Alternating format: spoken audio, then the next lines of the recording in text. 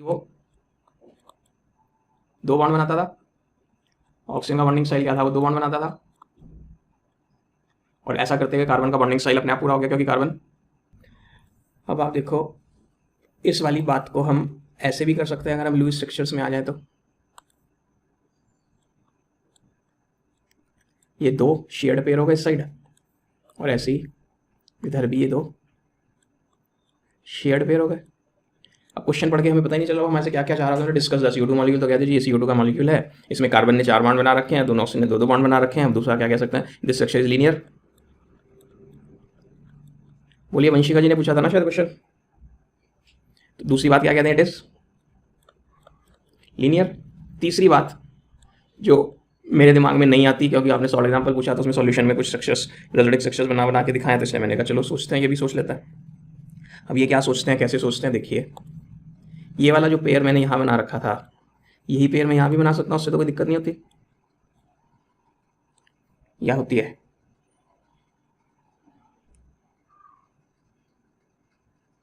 तो अब ध्यान देना, ये वाला बॉन्ड हम इसकी O के ऊपर किसका दें, और ये वाला जो लोन पेयर है ये यहाँ किसका दें। रेजोनेंस का सीन बनाने की कोशिश करेंगे, समझ आ जाएगा। थोड़ा सा डर लगेगा, 1 मिनट के लिए पेशेंस रखना। ऑक्सीजन के पास ये खुद पहले से ही 2 पेयर थे, यहाँ पर 2 पेयर थे। तो ये वाला जो पेयर है ये इधर आ गया, तो मैं इसको यहाँ बना दूं। ये इलेक्ट्रॉन सचमुच में किसका है? C का या O का? ये वाला इधर से आया और ये भी O का है। अब जब अगर ये बॉन्ड बन जाएगा तो क्या फील देगा? जैसे ये इलेक्ट्रॉन तो C का और ये इलेक्ट्रॉन O का हो। तो C को फायदा हो गया एक इलेक्ट्रॉन को, और O को 1 का लॉस हो गया नहीं। और क्योंकि O को 1 का लॉस हो गया तो इसलिए O पे क्या आ जाए? पॉजिटिव चार्ज, और C पे क्या आना चाहिए? नेगेटिव। लेकिन O ने क्या किया? अपना ये वाला लोन पेयर, अपना वाला सॉरी बॉन्डेड पेयर इधर आगे भेज दिया, और ये वाला बॉन्डेड पेयर देखो यहाँ आके बैठ गया सर पे चढ़ के इसके। तो इस C को कोई फायदा है, नुकसान? इसके पहले भी 1 2 3 4 5 6 7 8 इलेक्ट्रॉन दिख रहे थे, और यहाँ भी यहाँ 8 ही दिख रहे हैं। लेकिन इस O को, ये दोनों रेड वाले इलेक्ट्रॉन किसके हैं? एक तो O का ही है, एक C का रेड वाला, और ये दोनों किसके हैं? ओके। तो O को एक इलेक्ट्रॉन का फायदा फील हो रहा है क्या? तो इस पर क्या आ जाए? नेगेटिव। तो 1 मिनट के लिए मैं इसकी फोटो बनाना चाहूँ तो ऐसी फोटो हो गई क्या? सोचो। अब एक स्टूडेंट बोला आपने इस पेयर को इधर खिसकाया, इसको इधर खिसकाया, कोई आपकी इससे रिश्तेदारी थी क्या? आप उल्टा भी तो कर सकते थे। हमने पूछा उल्टा क्या? कहता देखो उल्टा ये यहाँ एक लोन पेयर बैठा था, ये यहाँ पे लोन पेयर बैठा था। अब आप क्या करोगे? तो पूछा भाई क्या करें? तो बोला ये कर दो, ये वाले को इधर ले जाओ और ये वाले को इधर ले जाओ, यानी पहले वाले से उल्टा। हाँ, अगर वो करें तो क्या होगा? ओ सॉरी, OCO, और यहाँ पर जो ये पेयर था पहले से वो तो है ही। यहाँ पे ये दोनों इलेक्ट्रॉन ओके थे, लेकिन अब ये कहाँ बैठ गए जाके? इस O पे क्या आ गया? प्लस। और जब ये इधर आके बैठा तो, जब ये इधर आके बैठा तो ये 2 पेयर तो पुराने वाले, लेकिन ये एक नया पेयर आके बैठ गया इसके सिर पे, और यहाँ पर ये एक ही पेयर रह गया। तो इसको फायदा हुआ कितने इलेक्ट्रॉन का? एक का, क्योंकि इन दोनों में से एक तो इसका अपना था। तो इस पर क्या चार्ज आ गया? नेगेटिव। तो इसको मैं इस तरह से बनाऊँ तो ये क्या है? O positive, triple bond C। हाँ या नहीं? तो ये 3 क्या हो गए? ये 3 क्या हो गए? रेजोनेटिंग स्ट्रक्चर्स ऑफ कौन नाच कूद रहे हैं? इलेक्ट्रॉन पेयर ही ना, या एटम्स भी? और रेजोनेंस में यही तो फंडा समझाया था, रेजोनेंस में एटम्स नाचते कूदते नहीं है, एटम्स की पोजीशन चेंज नहीं होती, सिर्फ किसकी होती है? इलेक्ट्रॉन्स की। तो ये 3 क्या कहला सकते हैं? Resonating structures of CO2। तो असली CO2 कौन सा होगा? ये या इन तीनों का हाइब्रिड? कोई हाइब्रिड। तो हाइब्रिड की फोटो हम बना नहीं पा रहे, तो छोड़िए, बना नहीं पाएंगे। बोलिए वंशिका जी, आया कुछ या नहीं? बस दिक्कत क्या है कि अगर पहले हमने क्वेश्चन का सॉल्यूशन एक बार भी सुना ना हो, देखा ना हो, तो हमारे पेपर में एक क्वेश्चन आ जाए जो बुक में language explain the structure of CO2। फिर अब टिल क्वेश्चन नंबर 14 हाँ जी बोलिए। 12th क्वेश्चन का आंसर मैंने बिल्कुल अभी अभी दिया था आपको, बिल्कुल अभी अभी। कब दिया आपने? आप तो नहीं बोले ऐसा कुछ, 12th का तो नाम भी नहीं आया था। मैं डॉट्स नहीं बना रहा, डॉट्स अपने आप बनाते रहना, क्योंकि मुझे उसके बिना बात समझाने से काम चल रहा है। क्या ये 2 फोटोग्राफ बनी है?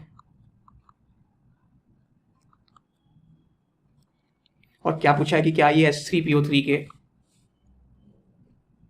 रेजोनिक स्ट्रक्चर्स हो सकते हैं? तो जवाब है no, not the resonance structure. जल्दी जवाब दे दो, मैंने अभी ऊपर कहानी में जवाब दिया है। कोई तो बोल दो, कोई तो होगा एटलीस्ट। हाँ हाँ, क्योंकि उसमें सिर्फ इलेक्ट्रॉन्स की पोजीशन चेंज होती है, यहाँ तो एटम की पोजीशन चेंज हो गई। एच किससे जुड़ा है? पी से। और यहाँ कोई भी एच पी से नहीं जुड़ा, सब किससे जुड़े हैं? तो not the resonance structure because क्या reason? Position of atom is changing, और वो पॉसिबल नहीं है इन रेजोनेंस। एक तो ये पूछा था ड्रैगोज रूल। तो ड्रैगोज रूल क्या है? If central atom of a molecule, if central atom of a molecule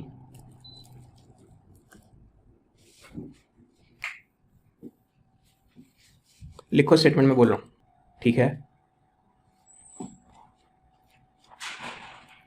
तो देखिए, जब हम 15th ग्रुप में है, एक दिन पहले भी किसी वजह से 15th और 16th ग्रुप ही मैंने बनाए थे, और 16th ग्रुप में है। तो 15 ग्रुप में पहला एलिमेंट कौन? नाइट्रोजन, और 16th में ऑक्सीजन। और ये सेकेंड पीरियड में है, नाइट्रोजन के नीचे फॉस्फोरस, आर्सेनिक, एंटीमनी, बिस्मथ, ये था। 16th में ऑक्सीजन, सल्फर, सिलीनियम, टेलुरियम, हाँ या नहीं? पोलोनियम की हमें बात नहीं करनी, क्योंकि वो पोलोनियम की बात नहीं करनी क्योंकि वो रेडियोएक्टिव है। सुना है ना? अब मैं आपसे बोलूँ, इन सब का सिमेट्री लेते हुए इसको भी उड़ा रहा हूँ, होता है यहाँ पे, लेकिन हम उड़ा रहे हैं कि इन सब का हाइड्राइड बनाओ। हाइड्राइड याद है? हाइड्रोजन के साथ कंपाउंड। तो ये NH3, ये PH3, ये SH3, ये SbH3, और इसका अब तो याद आ गया होगा, एक दिन मैंने किसी काम के लिए बनाए थे ये SU3। अब हाँ सर, बिल्कुल सही, सही याद है स्वर्ण जी। अब यहाँ पर बॉन्ड एंगल होता है 107 डिग्री, यहाँ होता है 104.5 डिग्री, याद है? अमोनिया में, और वाटर में 104.5। PH3 में लगभग 92, 91, 90 एग्जैक्ट मुझे भी याद नहीं है, ऐसे ही कुछ यहाँ पे है, 92, 91, 91 कुछ, कहने का कुल मिला के नियरली 90 है। और इसमें 107। तो ये सेकंड पीरियड है ना, तो ये कौन सा पीरियड हुआ? Third period, fourth, fifth. तो थर्ड पीरियड वाला phosphorus, arsenic, antimony, third period वाला सल्फर, सिलीनियम, टेलीरियम। तो हमने क्या बोला? थर्ड पीरियड का या हायर का। अगर सेंट्रल एटम मॉलिक्यूल का या तो थर्ड पीरियड का या हायर का, तो इन पे लग जाएगी ना ये वाली बात। तो ये P या ये S या ये Sb या ये सल्फर या सिलीनियम, टेलीरियम हाइब्रिडाइजेशन में पार्टिसिपेट नहीं करेंगे। कब? तो अब याद करो, इलेक्ट्रोनेगेटिविटी ऑफ हाइड्रोजन कितनी बताई थी? इलेक्ट्रोनेगेटिविटी कह रहा है मैंने, इलेक्ट्रोनेगेटिविटी 2.1 थी। तो क्या ये 2.5 से कम है कि इलेक्ट्रोनेगेटिविटी सराउंडिंग एटम्स की 2.5 से कम है? तो इसका मतलब फॉस्फोरस में, आर्सेनिक में, एंटीमनी में, सल्फर में, सिलीनियम में, टेलीरियम में क्या होगा? No hybridisation. ठीक है, अब जल्दी बताओ, जो लोग पढ़ते हैं अगर जाके, NH3 में क्या हाइब्रिडाइजेशन स्टेट निकाली थी हमने? Good, very good. sp3 और H2O में O की भी दोनों स्पेशली कराई थी मैंने, पहले आपको दोनों होमवर्क में दिए थे, और फिर अगले दिन दोनों की हाइब्रिडाइजेशन निकाल के दिखाई थी मैंने आपको। तो क्या क्या इसमें 25% S और इसमें भी 25% S। अब देखना P में PH3 कैसे बना फिर? तो पी फॉस्फोरस का एटॉमिक नंबर 15 होता है। तो वैलेंस शेल कॉन्फ़िगरेशन ये होगा 3s2 3p3। जल्दी बोलो, NH3 में यहाँ क्या किया था 2s SI और 2p, और फिर उन्हें मिक्स कर दिया था सबको। मिक्स करके क्या हो गए थे sp3 हाइब्रिडाइज ऑर्बिटल बने थे 4, और ये सिंथ बना था। तो ये वाला तो लोन पेयर बन के बैठ गया था, और ये 3 बॉन्डेड पेयर। बोलो आया कि नहीं। लेकिन यहां क्या होगा जब ये फॉस्फोरस है, जब ये 3s है या 3p है, तो अब सिंपल वाला पुराना वाला फंडा,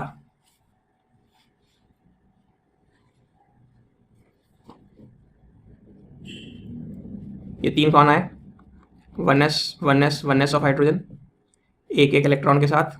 ये इसके साथ ओवरलैप कर गया, ये इसके साथ ओवरलैप कर गया, और ये इसके साथ ओवरलैप कर गया, यानी इसने कोई किसी तरह का पार्टिसिपेशन बॉन्डिंग में। यहां क्या हुआ था, इसमें भी 25% एस था, इसमें भी 25% एस था, इसमें भी 25% एस था, और इसमें भी 25% एस था। जल्दी याद करो, जिन्हें नहीं आ रहा वो बोलो, और जिन्होंने लेट ज्वाइन किया वो उनके लिए समझ नहीं आएगा, टेंशन छोड़ देना। हम एडवांस लेवल की बात कर रहे हैं, हमारे बोर्ड के पेपर में, स्कूल के पेपर में कुछ नहीं आ रहा है। इसमें क्या हुआ, एस ने तो हाइब्रिडेशन में पार्टिसिपेट करा ही नहीं। तो ये जो बॉन्ड है प्योर किसका है 3p और 1s का, ये बॉन्ड भी प्योर 3p 1s का, ये बॉन्ड भी प्योर 3p और, हाँ या नहीं। अब मैं जो आपको थोड़ी सी हायर लेवल की बात लेके जाना चाह रहा हूँ ना, वो ये है, एक चीज़ होती है बेसिक कैरेक्टर जो हम आयनिक इक्विलिब्रियम चैप्टर में पढ़ेंगे। NH3 में N पर लोन पेयर है, और PH3 में P पर भी लोन पेयर है ये, और NH3 में ये। तो जिस भी चीज़ के पास लोन पेयर होता है, मैं फिर से बोल रहा हूँ ये बात, आप आयनिक इक्विलिब्रियम चैप्टर में जो पढ़ोगे इस साल जाके 7th चैप्टर में, वो लोन पेयर डोनेट कर सकता है, किसी को लोन पेयर डोनेट कर सके, और जो लोन पेयर डोनेट कर सके उन्हें हम कहते हैं कि ये बेसिक कैरेक्टर रखते हैं, कैन डोनेट लोन पेयर। तो NH3 भी लोन पेयर डोनेट कर सकता है, PH3 भी लोन पेयर डोनेट कर सकता है, इसलिए दोनों में क्या है बेसिक कैरेक्टर है। लेकिन जो जितना इजीली डोनेट करे वो बेसिक कैरेक्टर उतना ज़्यादा होता है, तो ज़्यादा इजीली डोनेट। क्या सिखाया मैंने, 10th वालों ने तो सिखाया था जो H+ दे वो एसिड, और जो OH नेगेटिव दे वो बेस। अब मैं आपको एक लाइन और क्या बता रहा हूँ, जो लोन पेयर डोनेट करे वो बेस, और जो लोन पेयर एक्सेप्ट करे वो एसिड। एक फंडामेंटल ये और आएगा आयनिक इक्विलिब्रियम में। तो फिलहाल दोनों पे लोन पेयर है, दोनों डोनेट कर सकते हैं, तो दोनों में बेसिक कैरेक्टर है, लेकिन इसका बेसिक कैरेक्टर ज़्यादा होता है इससे। क्यों, क्योंकि ये इजीली डोनेट करता है और ये थोड़ा मुश्किल से डोनेट करता है। तो इस बात का जवाब कि ये इजीली डोनेट क्यों करता है और ये मुश्किल से डोनेट क्यों करता है, तो याद है आपको एस की इलेक्ट्रोनेगेटिविटी हाई होती थी, पेनिट्रेशन इफेक्ट एस का ज़्यादा होता था। तो यहाँ जो ये लोन पेयर है ये 100% एस है क्या, ये तो किसी हाइब्रिडाइजेशन में नहीं गया। और यहाँ जो लोन पेयर है इसमें तो एस करेक्टर 100%, 100% मतलब हाई इलेक्ट्रोनेगेटिविटी, यानी अपने पेयर को देना do not easily give lone pair, इसलिए ईजिली नहीं दे रहा, तो इसका बेसिक करेक्टर कैसा हो गया, बोलो ईजिली नहीं देगा तो इसका बेसिक करेक्टर कैसा हो गया, कम हो गया। किससे, ये ईजिली क्यों दे रहा, क्योंकि इसमें तो सिर्फ 25% ऐसे है। तो एस इतना तो याद होगा, एस का पेनिट्रेशन इफेक्ट ज़्यादा होता था, पी का उससे कम होता था। तो ये इलेक्ट्रॉन्स पेनिट्रेट करे जा रहे होंगे पी के न्यूक्लियस की तरफ, और जब पी के न्यूक्लियस की तरफ किए जा रहे होंगे तो डोनेट करने को तैयार नहीं होगा पी आसानी से। आया सर या नहीं। तो थर्ड पीरियड या उससे नीचे के ग्रुप वाले एटम्स हैं, और सराउंडिंग एटम साथ में शर्त क्या, सराउंडिंग एटम की इलेक्ट्रोनेगेटिविटी 2.5 से। तो याद करो हमने SF6 में हाइब्रिडेशन किया था, sp3d2 किया था, क्यों, क्योंकि F की इलेक्ट्रोनेगेटिविटी 2.5 से कम नहीं थी, 2.5 से ज़्यादा थी।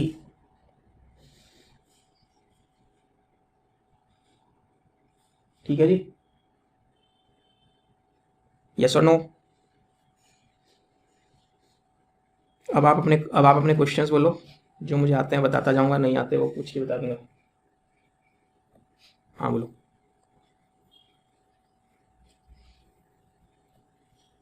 क्या,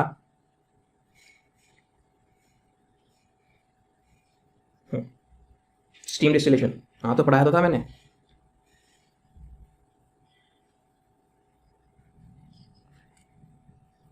हाँ तो तभी तो आप स्टीम डिस्टिलेशन से सेपरेट कर पाओगे। भाई किसी चीज़ को डिस्टिलेशन से आप तभी तो सेपरेट कर सकते हो कि अगर उसमें जो दो लिक्विड्स हैं उनका बॉइलिंग पॉइंट डिफरेंट हो। अब उनमें एक स्टीम वोलेटाइल है, एक स्टीम वोलेटाइल नहीं है, तो जो स्टीम वोलेटाइल है वो स्टीम की गर्मी से उड़ जाएगा, उड़ के दूसरी तरफ चला जाएगा और दूसरा वहीं रह जाएगा। ठीक है, और बोलिए, हाँ जी बोलते जाओ।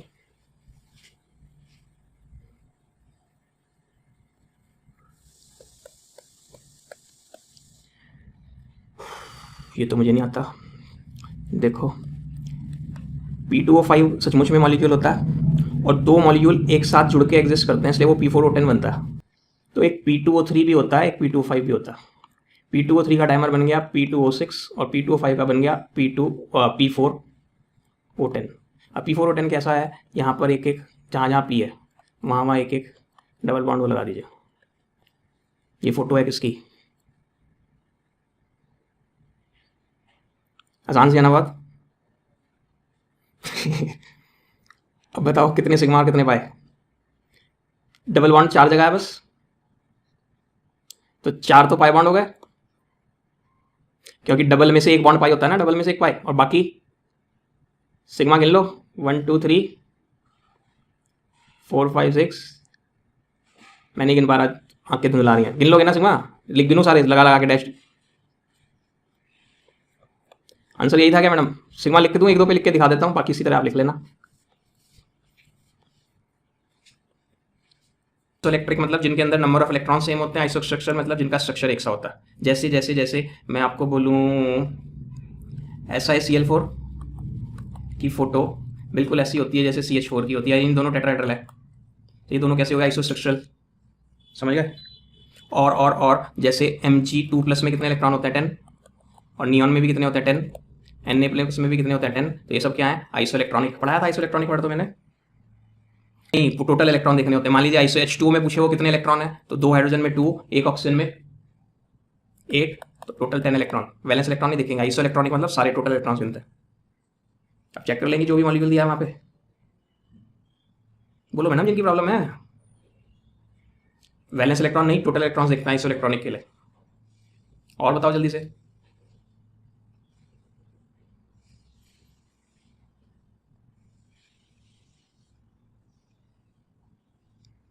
तो ये हमें अभी ऑर्गेनिक नहीं आती, इसलिए हमारे साथ हुआ। मैं आपको चारों मॉलिक्यूल्स की फोटो बनाता जा रहा हूँ और चेक करवा देता हूँ, आप जल्दी से नोट कर लेना। आप पहली फोटो बोलो, पहला नाम बोलो, क्या बोला दोबारा, एसीटोनाइट्राइल। एसीटोनाइट्राइल इसको कहते हैं।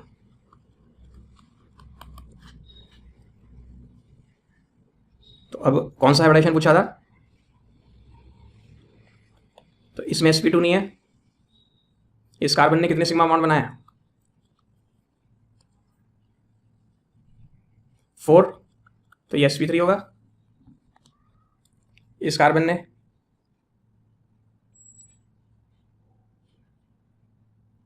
2 सिग्मा बनाया, तो ये कैसा होगा, sp, तो इसका मतलब इसमें sp2 हाइब्रिडाइज कार्बन एनायन। अच्छा,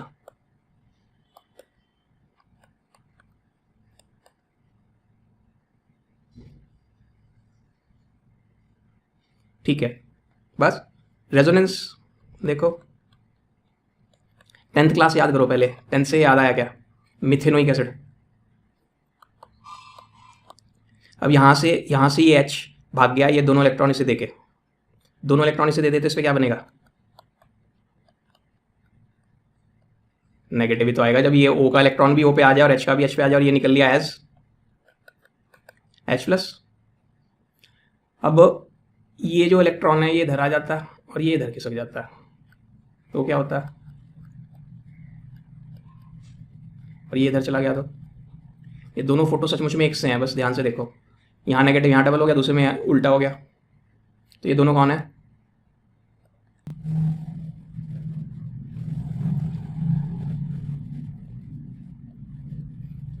मेरे एक स्टूडेंट है, वो NIIT से उन्होंने बीटेक करा। NIIT में एडमिशन एंट्रांस आसान नहीं होता, जेई मेंस में जिनका टॉप रैंकर होते हैं उन्हें NIIT में एडमिशन मिलता है, पता हो शायद आप में से किसी को, ठीक है। तो उनकी जब वो 12th में पढ़ते थे, 12th के बाद डायरेक्ट सिलेक्शन हो गया था उनका NIIT में, तो जब वो 12th में पढ़ते थे, बोर्ड एग्जाम्स के 5-7 दिन पहले या ड्यूरिंग बोर्ड एग्जाम, एग्जैक्टली मुझे याद नहीं, लेकिन वही सीन था, उनके घर में शादी थी। तो पहले तो वो खूब रोए रहा है जी, छुप शादी मत करो, वो माने नहीं, जो भी रहा रीज़न रहा होगा घर वाले या जो भी दूसरी पार्टी वाले लोग रहे होंगे। तो वो अपने घर में एक छोटे से स्टोर में घुस के बैठ के पढ़ती थी। घर में तो शादी सब चल रही होती थी, शादी का भाग दौड़ तैयारियाँ रिश्तेदार ये वो, तो वो घर में स्टोर में बैठ के, क्योंकि स्टोर में फ़ैन भी नहीं है तो वो बिना फ़ैन के ही पढ़ती थी वहाँ। तो ये SCOH के रेजोनेटिक स्ट्रक्चर्स हैं, ये उसका हाइब्रिड है। ये बात मुझे उन्होंने नहीं, उनकी घर वालों ने बताई थी। ये दोनों के रेजोनेटिक स्ट्रक्चर समझ गए। वो पंखा चल रहा है, ये वाला डबल बॉन्ड तेजी से अपनी पोजीशन बदल देते, तो दोनों बॉन्ड कैसे होगा, एक से ठीक ऐसे ही था ना ओजोन में भी।